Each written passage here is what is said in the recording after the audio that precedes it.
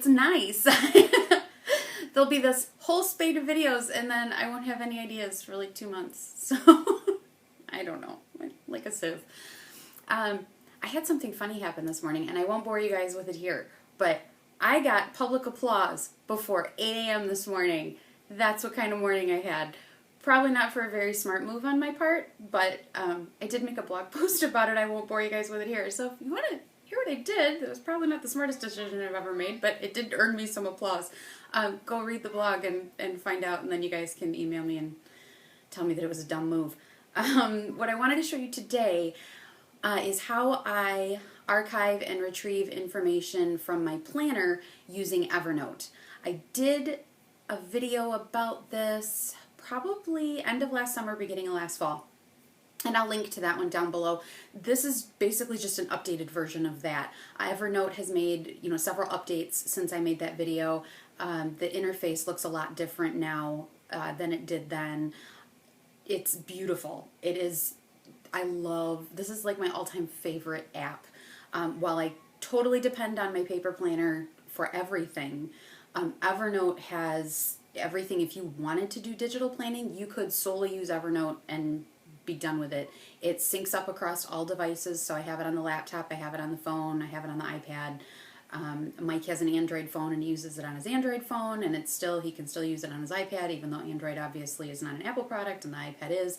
The app still syncs up, and you can work around that non-compatibility issue. Excuse me. So I just wanted to show you kind of how I use that to archive stuff, because stuff that I refer back to all the time, I don't always have in my planner. If it's something I wrote, a bunch of notes or something on a daily page, well, I only have the current month's worth of daily pages in there. I used to carry all of the prior month's pages, monthly, weekly, and daily, the current month's monthly, weekly, and dailies, and then the upcoming month's monthly, weekly, and dailies. And that left no room in my personal Malden for anything else, because I'm using the DIY fish pages, and it is a lot of pages. I use them, but it is a lot of pages, so I really pared things down a couple months ago. I only carry the current month, which is not a problem, except for on the rare occasion there's something I need to refer back to a lot. If it's something that's that important that I want on paper, I'll honestly just scan it and print a copy of it and put it back in the reference sections of my planner. Or, better yet, just to keep some of that paper out of the planner, because it might be something I don't refer to that often enough to need a hard copy of it with me everywhere.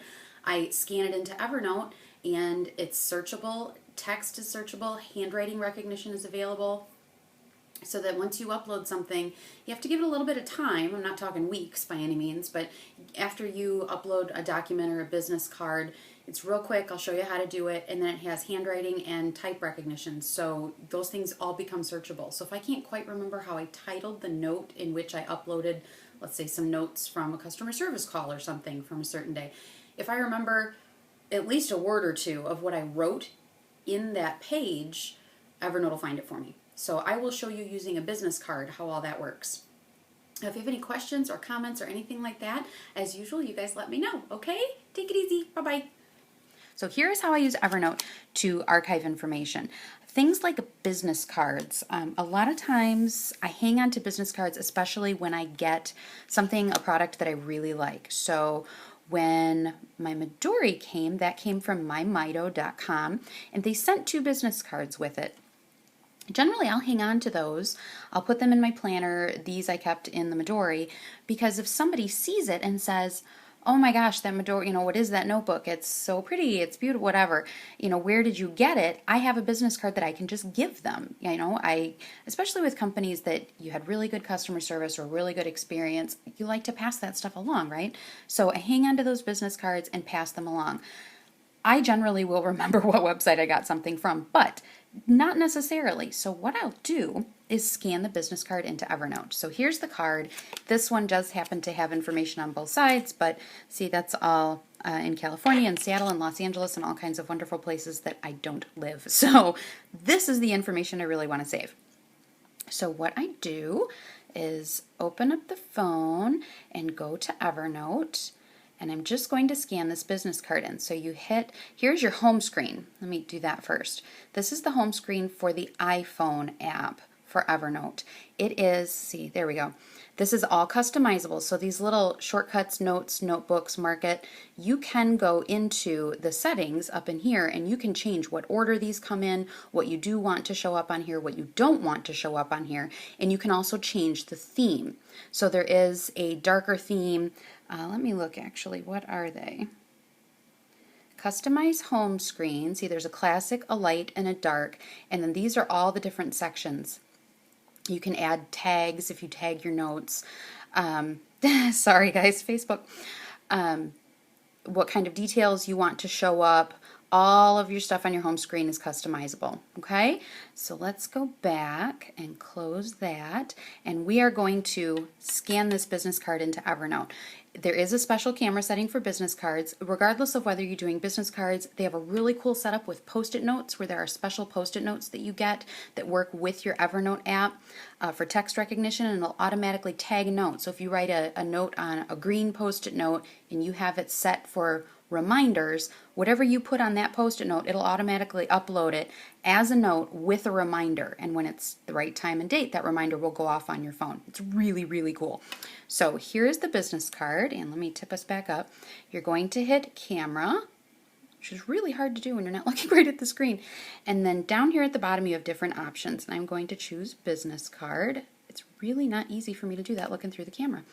And then you are going to center it.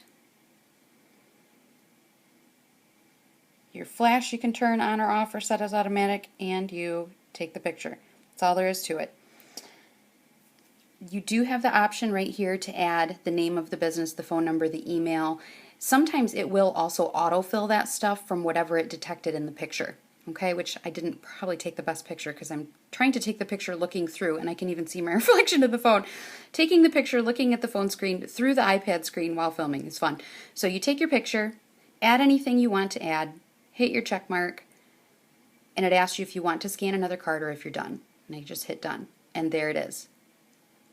Okay, now here, that was a business card. Here is how I use Evernote to archive written things in my paper planner that I know I'm going to want to go back and reference. This way I always have it with me. If I don't, if I'm out and about and I think of something or I need to look something up and I've already archived the pages that I wrote those notes on, like over here, as I showed you guys in the Focus on the Daily Pages video, I tend to make a lot of notes. So if I'm out and about and I need something that I wrote there, I don't necessarily have those pages with me. If I've already archived them, they're in the archive binder. And that I showed you guys in the index contents archiving and retrieval video. So I'll link all that stuff down below in case you haven't seen it. So let me show you how I archive stuff in here to Evernote so I have it with me as long as I have my phone, which generally goes with me everywhere. Let's do this one. Okay, so same idea as you did with the, sorry, I have to get back out of here. It's the same idea as what you did with the business card. Okay, there's your home screen. Go to camera. Let's see if I can get you closer here. And I still have it set on business card. I'm going to change it to document. And let me just show you, while we're in the camera section, there's also, if you want to upload a picture, there's photo. And here is that Post-it note setting. Okay, so let me go back to document is what we want. Now whether it's typewritten document or handwritten, doesn't matter. Going to do same basic thing. Make sure your flash is set where you want it. I generally always leave mine on auto, and get your document, whatever you want from that document to be searchable. Let it focus. If you want to make sure you're focused, tap on the screen in the center and that'll get you focused really well. Take your picture. And right down here in the corner, it did the same thing with the business cards and I didn't show you. It'll fill in this little grid. You can put several pictures of all different types into one note in Evernote, okay? So let's just say that's all I want. You could use multiple ones if, say this was 2 pages written front and back. One picture could be the front page, next picture down could be the back of the page. So that's an option that's there. Now if you hit your check mark, you're done. If you want to review those pictures before you upload the note, if you just hit that little grid, then you're good. And then it's already in there. Here's my notes this is all of your notes. That's what this section indicates. There's the untitled snapshot note because I didn't put a title on it. There's all my stuff. And right there I can change the title, I can change what notebook it goes into, I can add tags to this if I want. So that was uploading. Now as far as retrieving goes, it's really simple. You have a little magnifying glass up here in the corner. So if you hit your magnifying glass, let's say I know that I uploaded, trying to think of what, let's say the word orange, because I know that I uploaded a document that had the word orange in it that I needed to find. And I'm thinking of a Filofax photo a day thing. So I'm going to type in orange and hit search. You see how it started to autofill back there? Let me go back a second. Here's everything it's seeing with the word orange in it. I also have tags, some things I've tagged orange, but I'm not going to do that. I'm just going to hit, sorry guys, it saves your searches, and then just hit search, and see here's everything that has the word orange associated with it at all. And I know that it was a photo a day, and then when it comes up, see it's highlighting the word orange right there. And that'll work with handwriting too. So once you upload this, it might take a little while. If you do a premium membership with Evernote, it's $5 a month or $45 a year, and it does the handwriting recognition for searchability regardless of whether you're a premium member or not. You just get priority scanning. So your stuff that's handwritten that you upload is scanned quicker if you're a premium member. There are a bunch of other differences. I'm not a ton. I used Evernote for a long time before I became a premium member. I just really use that handwriting recognition a lot, and having it available quickly is nice. You do get more upload space. For each note can be bigger. So if you want to see the differences, go check out evernote.com, and that'll give you exactly what the differences are between the two. I don't want to misspeak. But at any rate, if you upload handwriting and you're a premium member, you do get priority scanning of this, so it's searchable just a little quicker. Either way, it's available immediately. I mean, you upload something, it's available right away. So that is how I go back and retrieve stuff after I've archived it if I don't have my archive binder with me. Go check out evernote.com. They've got just a whole ton of stuff available. They have a bunch of apps that they partner with, businesses that they partner with. It's a fantastic company, and I'm telling you, absolutely my most used app by far. If you have any questions either about the planner or the app or Evernote itself, like I said, check out their website, or let me know and I will do the best I can to answer them for you. Okay? You guys take it easy. Bye-bye.